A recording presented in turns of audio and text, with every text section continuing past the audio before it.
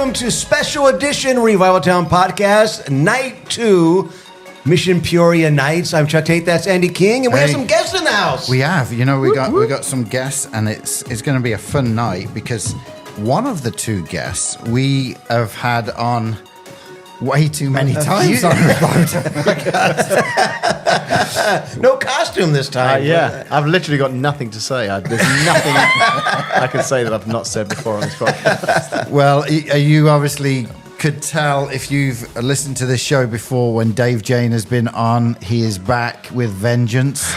And we also have, and he's, not only been on before, he's pastor of Connect Church in Washington, very close friend.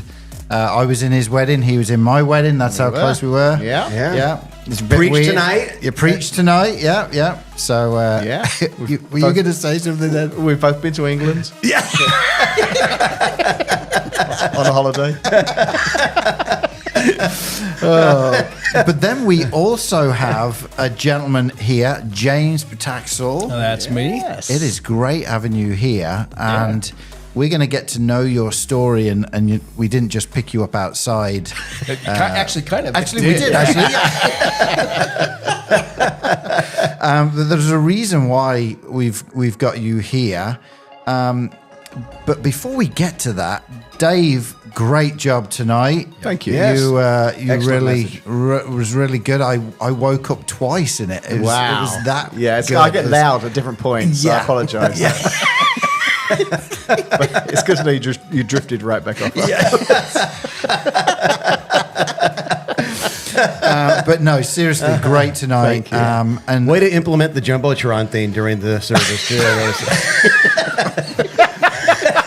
You don't think me and Andy hugging at the beginning was too soon? I saw people duck and hit the floor. oh boy, For such a time as this. So we're going to be talking about obviously tonight, and Dave, you shared a story, and I know that people that are listening may not have been in the service tonight. Can you share that last story? Yeah. Because what you're about to share has significance then as to James being here. Yeah. So, very briefly, I'll preach the entire message. I want to go ahead and go to sleep. You guys have your Bibles turned to Esther chapter 1. I talked about a young lady in the Bible called Esther, and one of my favorite verses in Esther is, what if you've been called for such a time as this? And Andy told me the theme for the week, and I thought, man, that'll fit really well with the overall theme of Mission Peoria.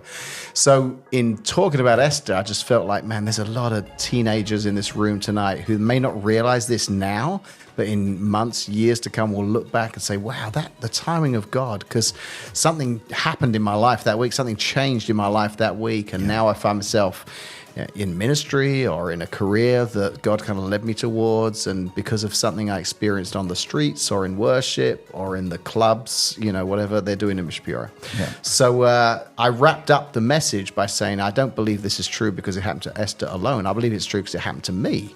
And I told this story about how when I first became a Christian at the age of 18, very new in my faith, very rough around the edges, but this amazing children's pastor at our church called Rick, who I'm still friends with to this day, said, hey, Dave, would you like to come and help with the kids program? And I'm like, dude, you do not want me representing Jesus to a bunch of children. Seriously, I'll drive them further away. He's like, well, we play soccer with them and we just need someone to kick a ball. I said, well, I can do that. And wasn't it you had been out the night before? Yeah, I feel like it was a Sunday morning when he asked me, and I was still a little bit hungover from the night. This was early in your faith. I was a very new Christian, a very new pastor at the time.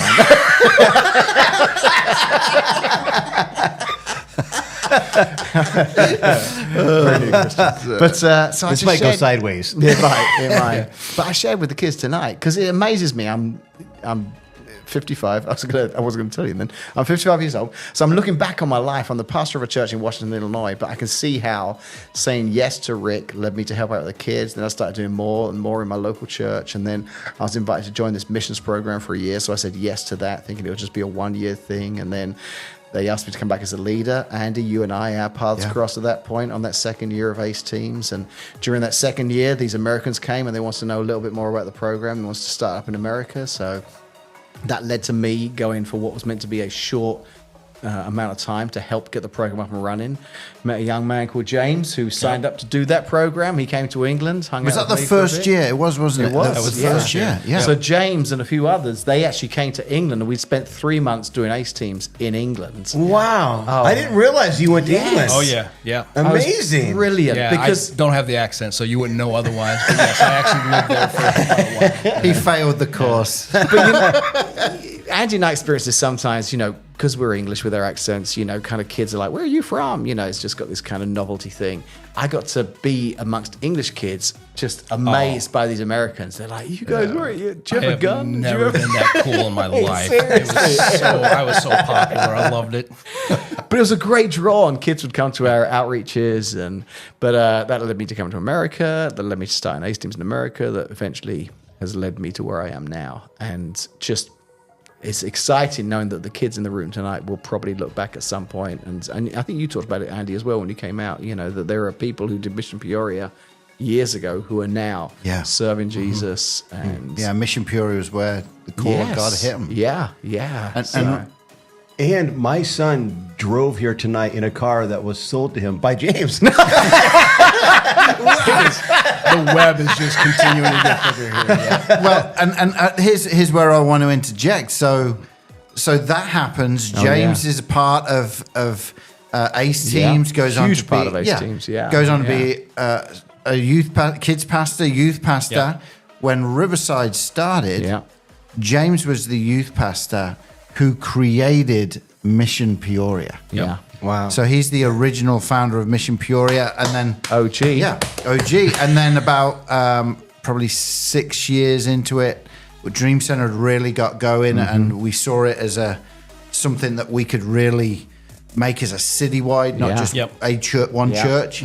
And that's when then last night we had John here. He was at the first one with his youth group with 3 or 4 other youth groups. Yeah. And but it was because James said yes to ACE teams, right? Yeah. Yep. Wow. Which then leads to Dave's story from tonight. I mean, it's crazy. And when I saw you there tonight, I thought, I wonder if he could come on the podcast, because that is like connecting all the dots. There's a lot of other dots, a lot of other, there's one gal that's brought a team to Mission Peoria this year, Amanda from St. Louis, who was on the original very first one. Mission Peoria. She sent me a picture. I've got a picture of that team. Wow. So and it was just a handful, just a small handful of students from our youth group who were like, we're going to do a mission trip to our own town, to our own. And it's because of the things I had seen in England. It was actually inspired by a mission trip in England that we were part of as well originally, which we only knew of because, being connected with Dave and all the connections there and stuff. Wow. And now the church is called Connect Church. I mean, it's the connections. I met a guy tonight that used to work for Abraham Lincoln. I was like, wow, this is just this is getting nuts. But seriously, this is really cool. Yeah, really, really special. Yeah. So why don't we go back to that first Mission Peoria? Because I know there's going to be students listening that are here tonight, and we talked about this earlier. Last night, John Vanny blew our minds by saying that there are kids here this year that weren't born when the first Mission Peoria started. That's I'm crazy. like, oh my gosh, I feel old. Yeah, well, I definitely feel old as well. Yeah, but tell us what that was like, that first Mission Peoria. Well, in great contrast to what's happens now, everybody kind of knows about it. It's a big event. People are, it's well known. When we were starting to do it, we were basically saying, hey, I'm going to have a bunch of high school students come live in a church for a week and then go do things in the community and run these kids programs and stuff. But the biggest part was we're going to come live in this church and kind of take it over and have to sleep here, shower here, eat here. And that was one of those things where everybody's like, how, where are you going to, that's no, it's not designed. It's not a communal living place. And we're like, well, we'll sleep in this corner and have people over here and stuff. And it was trying to get the okay to do it. Now, everybody was on board with the mission, the idea of doing something in the community, but the facilitation of that. What's the word very for that? good. That's good. Yeah, what do you go with that? We'll go with that. The act of making it happen. I'll go with that one. The act of making it happen was so difficult. So there was a lot of there was no blueprint for it. There was no year before where we'd done it and this worked and this didn't work and stuff. And so we had a small group of students, mostly from our youth group, but there was a handful from a couple other neighboring youth groups that we've been connected with and stuff. And we just did it. We didn't know what we were doing. We didn't know how to do it. We're going into the neighborhoods where nobody had ever done anything like that to that degree. Dream Center Peoria had just got started. off the ground. In fact, one of the first Adopt a Block projects was, kind of going back, Adopt a Block was one of the very first pioneer programs for Dream Center.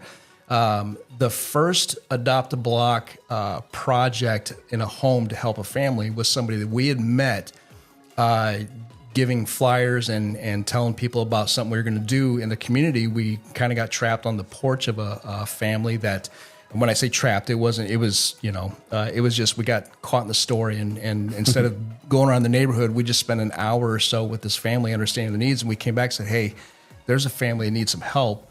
And so that first Adopt a Block project was based on us going from Mission Peoria saying, hey, we're going to be in the neighborhood, we want to run stuff. So the way it's all connected is amazing. But again, we didn't have any blueprint for it. We didn't know what we were doing. We just basically said, hey, we're going to have a bunch of kids come along. We're going to spend a week here working together. We're going to reach out in the community. We're just going to see what happens. And it was kind of a little bit of a leap of faith, and not just for us doing it, but for the church saying, yeah, go ahead, just live here for a week, and let's hope it still exists afterwards.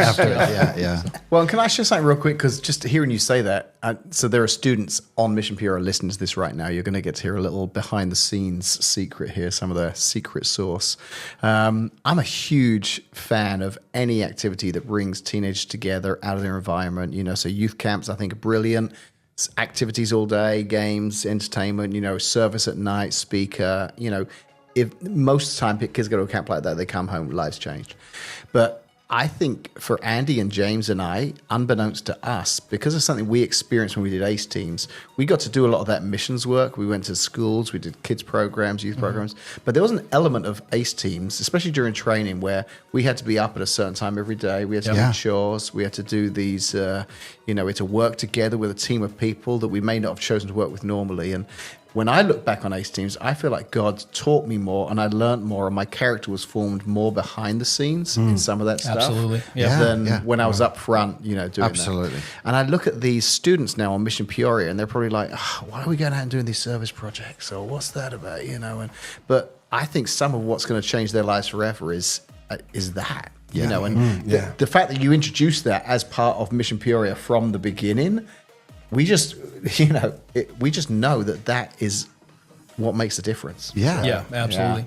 Yeah, and I think that's some of the, there's three elements that we've really tried to keep at Mission Peoria from the service element in the morning, the VBS, we call it Metro Kids, the gospel side of it, and then the night where kids can just get inspired, ready, because middle of the week can get tiring, but we just know that those night services, God can intervene in their life, and it fires them up ready for that day, the next day, but also the Friday night, Chuck, no pressure, Chuck, but it's all hanging on you. That's a great nickname.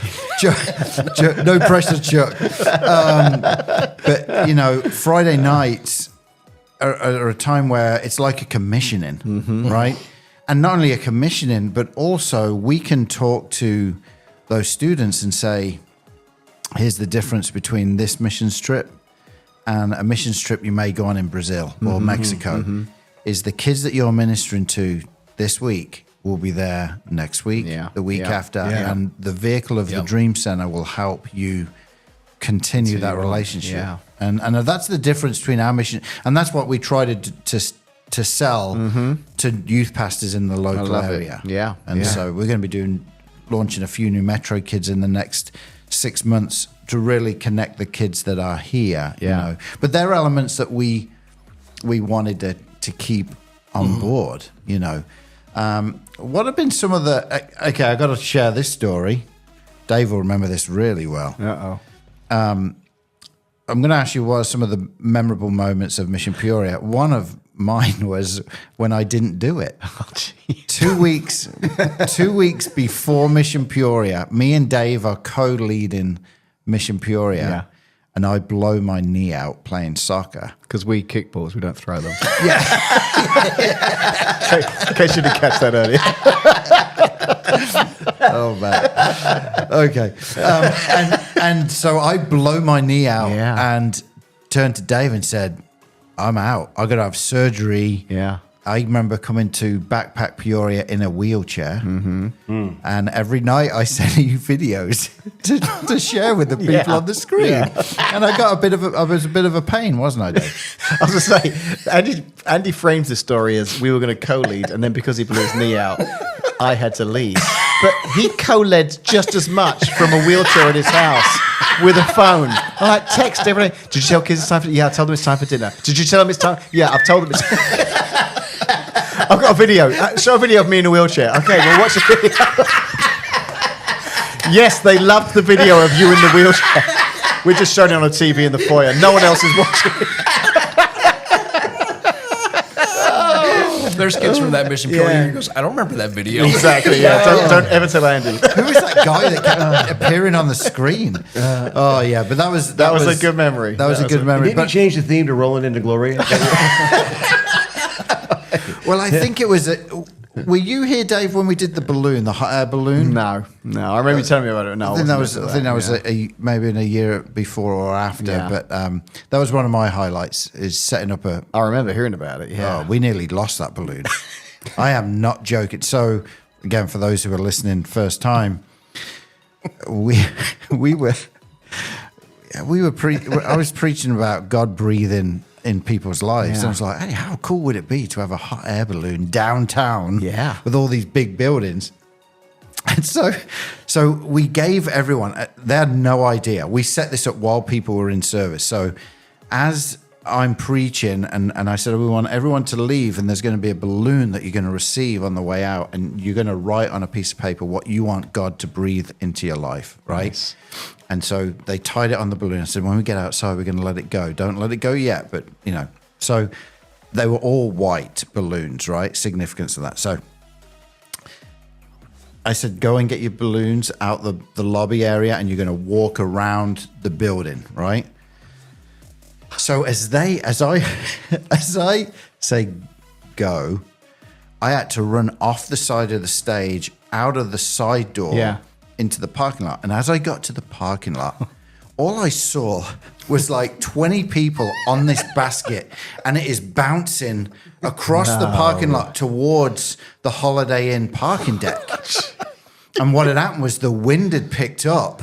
Were you out there, Jen? I don't know if you were out there. There was a ton of people out, and they are like hanging on to this thing. They got the ropes. I was like, it was like something from Up. I knew someone was gonna go, and literally they landed this. As they landed it down, all the kids walked around. They had no idea what had just happened. They hit the fire in it. Yeah, and we said, okay, kids, we're going to let you release them. As they released the balloon, the footage we got was all these white balloons turned to like fire because the orange was lighting everything up. And it was amazing. You have footage of that? We've got it somewhere. I know I've got image. And it took off and flew away, or it just... What, the hot air balloon? Yeah, the big one, yeah. No. I thought that's what they were doing. Andy, come back! They had these balloons that they let go. But what we did do back then, this was when Twitter had just started. So we were having kids tweet what they were giving to God, and we projected onto the hot air balloon everyone's tweets that were rolling in. Wow. And that was pretty cool, So but that was a memorable night. Why don't you guys tell us a little bit some of your memories of, and it could either be since we've been doing it or the early years. Was that on Friday night? That was a Friday night. I don't think I'm going to be here this Friday. And if you're listening, it's going to be bigger and better. All I can say is Chuck speaking, and it's going to be even more incredible. Man. I can't tell you any more than that, but Chuck, you got 3 days. I got to find some balloons. You're going to need a drone show for that. Oh man. That worked well on video. Not so much. I'm going to do animal balloons.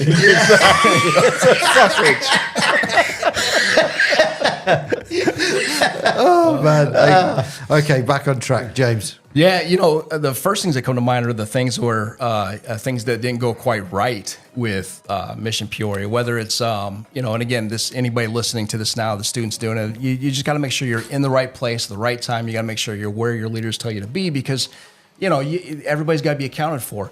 But let's say in the past, maybe somebody decided to do a big scavenger hunt after hours when they weren't supposed to, and this is one of the things I was so afraid of. We cannot be in this facility not where we're supposed to be. Well, I go to check in a room and it's empty. I'm like, where is everybody? Everybody decided to do like a capture the flag kind of thing and the lights are all out, and all of a sudden they hear me come down. I hear this commotion and it just goes dead silent after that. And I'm like, all right, what's going on? I'm walking around and I can't find the lights because they're all turned off. And I finally bump into one of my team leaders and bump into him, and he looks at me and goes, I'm sorry. I'm like, why are you whispering? I already caught you. So it was some of those fun times, but those were the bonding times where you're with a group of people and you're getting a chance to just do life with them and stuff. So those are the things. We did a thing where in our facility where we were eating at, again, this was a small group. This is about 25, 30 people total. It was towards the end of the week, and it was one of those times where everybody was we were tired. Everybody was tired. And when you're living on top of each other and you're working out in the heat and you're doing all this stuff, and sometimes, you're seeing some reward of it and fruit of it, but you're also, let's be honest, some people are starting to get grumpy. You're starting to have the time. So we decided we're going to do some team type thing fun. So we got everybody into the kitchen area and said, everybody grab a pot, a pan, a spatula or something like that. And we just started doing like this stomp type video. One person started it, and then just this video exists somewhere, and I don't know where it's at, but it was just one of those moments where it was just this, and everybody who was in that year, we always still talk about when we catch up. Remember when we were in the kitchen and we did stomp? Wow. And again, it was just one of those things where people, not to be over philosophical about it, but when you're a group of people and you start becoming disjointed or whatever, there's a team aspect of doing something to pull everybody together. Because again, Mission Peoria is all about the team aspect. It's not about the individuals doing an activity. It's not about an individual going out there. It's not even about an individual group doing something. It's about the coming together and staying in rhythm together of what you're doing. So those are the kind of things that I remember doing. We didn't have a hot air balloon back in those days. We were lucky to even get to sleep in the facility at that time. But that proving that we could do that and keeping the place safe and secure and things like that led us to eventually getting to do the hot air balloons and some of the bigger things as the group grew. Because again, going from a group of 25, 30 to the next year was over 50, then it was over 100, and then it just escalated from there. Yeah. It all started with a small group of people who had a vision to touch lives in their community and do it in a way where we could just all be together and stuff. And but those are the things that kind of lay the groundwork for the bigger things that you see nowadays. The hot air balloon, that was such a cool thing to see. But thinking about how it all started with, just a group of 25, 30 individuals giving up a week of their life to do it and stuff. So memories like that, just being out part of the community when we would go into the Taft homes and we would spend a week at the Friendship House in Peoria. And then at the YMCA, before it was the Dream Center, we actually used one of our VBS or Metro kids was in the YMCA gymnasiums before it was Dream Center owned and stuff like that. And we got a chance to do things with those students there and stuff. So amazing. The fruit of your labor. Yeah. Wow. Dave, any memories for you? I know you got to try and think back a bit. Well, just one quick memory. One of my favorites was when someone had an idea for a photo shoot that we just parked the yellow buses into the letters MP, and then I've me and still got Andy. that I know picture. we're sat on top of these buses, and a guy got on the roof of the Dream Center and took a picture of all the kids from above. Down, and me and Andy are like, it's just such the a bus fun is spelled MP. It was Wow, all right. fun moment. I'm sure Ken Fosberg was probably around at that time moving those buses. Oh, yeah. They're so easy to maneuver and get in parallel park and stuff. But no, I will say this. So after being here on staff right after Riverside started, I actually got offered a job to go and work in Lake Zurich in the northwest suburbs and with a youth program and still doing ACE teams up there. But we brought some teams down here to do Mission Peoria from this affluent suburb of Chicago, you know, and I remember parents were like, kind of, are you sure it's safe? You know, they were kind of nervous, and these kids, you know, they weren't really sure what to get into. But I just loved watching them almost break over the week and realize, wow, gosh, you're using me. And some of they came with some, preconceptions of what it was going to be like, what the people would be like. And then they're talking to these kids and they're just lovely, and they'll go and do some service projects, and they might talk to an older lady who's lived in this home for all of her life, and we're helping to repaint her porch, and just watching these kids talk to this lady and hear the stories she told, and it was just brilliant seeing these kind of two cultures collide like that. But our kids would always go home changed as a result. Man, I'll never forget that when you guys came. I've shared it a lot with our staff because somehow something happened where the applications got lost in the mail. I don't know if you remember this. And you guys, I don't know if it was you guys or it was one of the years where they kept 30-odd kids showed up and were like, you weren't expecting any of it. Who is this? Like, and as you look at the logistics, that's 3 sites. Yeah. So that's 3 service projects extra, 3 locations to do Metro Kids, and we were freaking out. But we just got on the phone, called people. I don't think you guys even knew about it, but we were like, "Did you get the applications? No. Did you get them? No, I didn't get them." And they got lost in the mail. Wow. So Chuck, I know you've spoke quite a bit here, and you did it last year. Any highlights for you that you've done in the past? I think it was a few years ago that I woke up in jail, and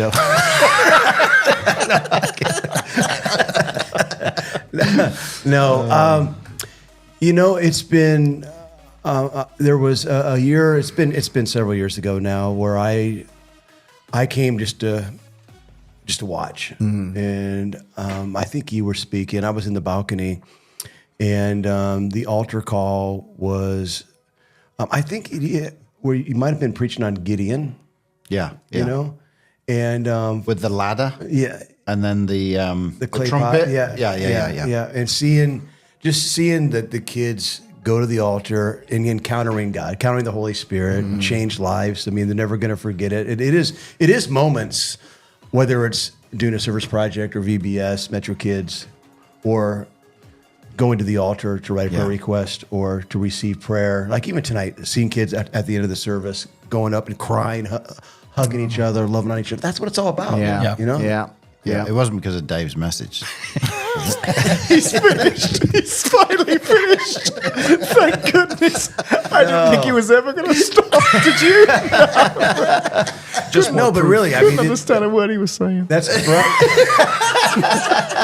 that's always been a highlight. I mean, last year I was on site for one of the service projects, and just watching the kids take ownership was really a huge blessing to me. Yeah. Seeing them serve, work, they were sweating, working, not complaining, loving it, enjoying it. And then I watched them at lunch get up, and they met and they put together the plan of action for the Metro Kids that night, just to see all of them. Okay, this person's doing a skit, this one's doing songs, this one's doing a message. And I didn't do anything but watch them. And then I got to witness them put the whole thing together, and it was incredible to see all the kids who came from the neighborhood, lives touched, and they were being touched by serving. So that's and that's a great thing to see, the light go on. Like, I can do this. I can give this little devotion to these kids and see them turn to Jesus. You know.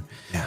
Well, guys, we want to thank you for being with us, not just tonight, but Dave coming to America. We were joking, but I was the one that picked you up from O'Hare 30-odd years ago. And we stopped at Baker so Square. Much history with you three. There is. Really cool. Yeah, we could be here all night. But no, thank you. And you're about to get on a plane tomorrow, Dave? I am, yes. Heading back to England. My wife's birthday. We're going to go for a little break, just the two of us, to Really cool. celebrate. So he's going to Clarkson's farm. I am. Clarkson's. I took my wife to Applebee's for her birthday. Yeah. I mean, the flight is shorter, but other than that, it's no difference. Oh, that's great. Well, guys, thank you for being on the podcast. We're going to look at this camera and say goodbye. So 1, 2, 3. Bye-bye. Thank you for listening to this episode of Revival Town Podcast. Make sure you're following us on social media and remember to subscribe wherever you listen to podcasts. For more information, head on over to revivaltownpodcast.com.